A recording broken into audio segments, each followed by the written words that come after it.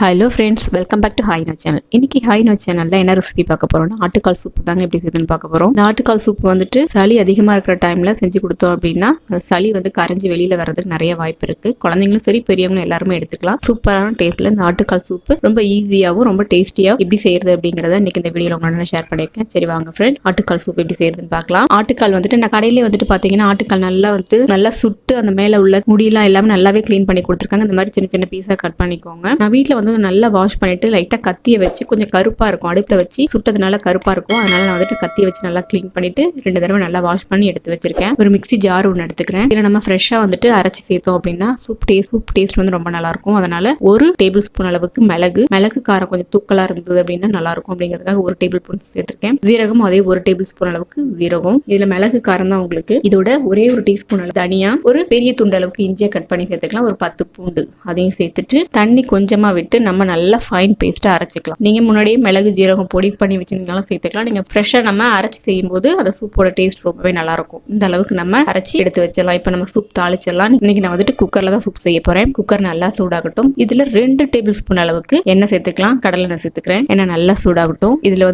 2 சின்ன துண்டு அளவுக்கு பட்டை, 3 கிராம்பு, ஒரு 1/2 டீஸ்பூன் அளவுக்கு சோம்பு, இதெல்லாம் நல்லா எண்ணெயில பொரிஞ்சு வரட்டும். இதோட ஒரு பெரிய வெங்காயத்தை நல்லா பொடியா கட் பண்ணி சேர்த்திருக்கேன். என்கிட்ட சின்ன வெங்காயம் இல்லை, அதனால பெரிய வெங்காயம் சேர்த்திருக்கேன். உங்களுக்கு சின்ன வெங்காயம் கிடைச்சதுன்னா ஒரு 10 to 15 பல்லு அளவுக்கு சின்ன வெங்காயத்தை நல்லா பொடியா கட் பண்ணி சேர்த்துக்கோங்க. வெங்காயம் சேர்த்து நல்லா நான் வதக்கிக்கிறேன். 1/4 பதம் அளவுக்கு நல்லா வெங்காயம் வதங்கிட்டு இருக்கு. இதுல 2 கொத்து கருவேப்பிலை சேர்த்து அதையும் வதக்கிக்கிறேன்.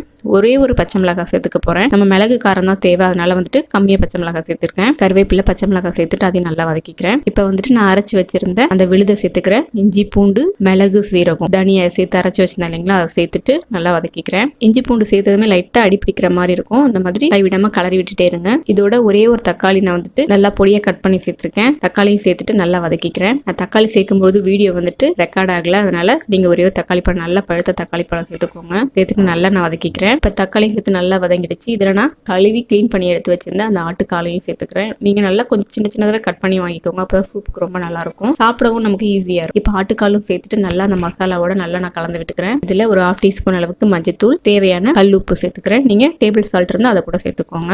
சேர்த்துட்டு நல்லா நான் வதக்கிக்கிறேன். ஆட்டுக்கால் சூப்புக்கு தேவையான தண்ணி சேர்த்துக்கலாம். இதுல நான் இன்னைக்கு நான் 4 கால் எடுத்திருக்கேன். நல்லா பொடியை கட் பண்ணி சேர்த்துக்கிறேன். அதுக்கு 2 லிட்டர் அளவுக்கு தண்ணி சேர்த்திருக்கேங்க. உங்களுக்கு எந்த அளவுக்கு தேவையோ நீங்க சேர்த்துக்கோங்க. சிலர் திக்கா சாப்பிடுவாங்க, சிலர் தண்ணியா சூப் மாதிரி நான் குடிக்கணும் அப்படிங்கிறதுக்காக 2 லிட்டர் அளவுக்கு தண்ணி சேர்த்திருக்கேன். தண்ணி சேர்த்துட்டு நல்லா கலந்து விட்டுக்கிறேன். நீங்க மறுபடியும் உப்பு டேஸ்ட் பண்ணி பார்த்துட்டு உப்பு கூட குறையா இருந்தது அப்படின்னா நீங்க உங்களுக்கு தேவையான அளவுக்கு ஆட் பண்ணிக்கோங்க. இப்போ இதை கடைசியா நான் கொஞ்சமா பொடியா நான் 2 கொத்தமல்லி தழையை தூவிட்டு அதையும் நல்லா நான் கலந்து விட்டுக்கிறேன். எனக்கு உப்பு கொஞ்சம் கம்மியா இருந்ததுனால நான் இன்னும் கொஞ்சம் சேர்த்துக்கிறேன். இப்போ இதை நம்ம ஒரு மூடி போட்டு ஒரு 6 இல்ல 7 விசில் நீங்க ஹைல வச்சு விட்டீங்க அப்படின்னா சூப்பரா நம்மளுடைய ஆட்டுக்கால் சூப் ரெடி ஆயிடும். இப்போ விசில் போட்டுட்டேன். இதுல 6 அல்லது 7 விசில் கூட நீங்க வச்சுக்கலாம். சிலது கால் வேகத்துக்கு நிறைய டைம் எடுக்கும். 7-8 விசில் கூட வச்சுக்கோங்க. இப்போ ப்ரெஷர் இறங்கி விசில் எடுத்துறேன். ஓப்பன் பண்ணி காமிக்கிறேன் பாருங்க.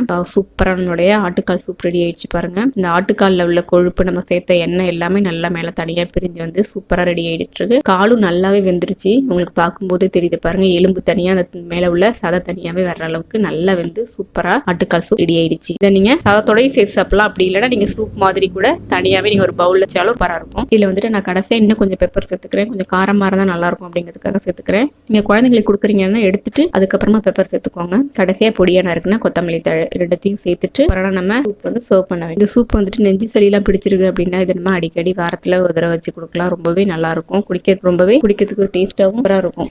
ட்ரை பண்ணி பாருங்க. ட்ரை பண்ணி பார்த்துட்டு எப்படி இருந்ததுன்னு சொல்லுங்க. பரவாயில்ல, டேஸ்ட்ல நம்ம ஆட்டுக்கால் சூப் ரெடி ஆயிடுச்சு. கண்டிப்பா நீங்க செஞ்சு பாருங்க. செஞ்சு பார்த்துட்டு எப்படி இருந்தது அப்படிங்கறத மறக்காம உங்களுடைய ஃபீட்பேக் எனக்கு கீழே இருக்கிற கமெண்ட் பாக்ஸ்ல கமெண்ட் பண்ணுங்க. உங்களுக்கு இந்த ரெசிபி பிடிச்சிருந்தது அப்படின்னா லைக் பண்ணுங்க, ஷேர் பண்ணுங்க. Hi-Inno சேனலை இது வரைக்கும் சப்ஸ்கிரைப் பண்ணல அப்படின்னா சப்ஸ்கிரைப் பண்ணிக்கோங்க. மறக்காம பக்கத்துல இருக்கிற பெல் பட்டன்ல ஆளுங்கிற ஆப்ஷனை கிளிக் பண்ணிக்கோங்க. இன்னொரு சூப்பரான ஒரு ரெசிபியோட உங்களை நான் மீட் பண்றேன். Thank you friend.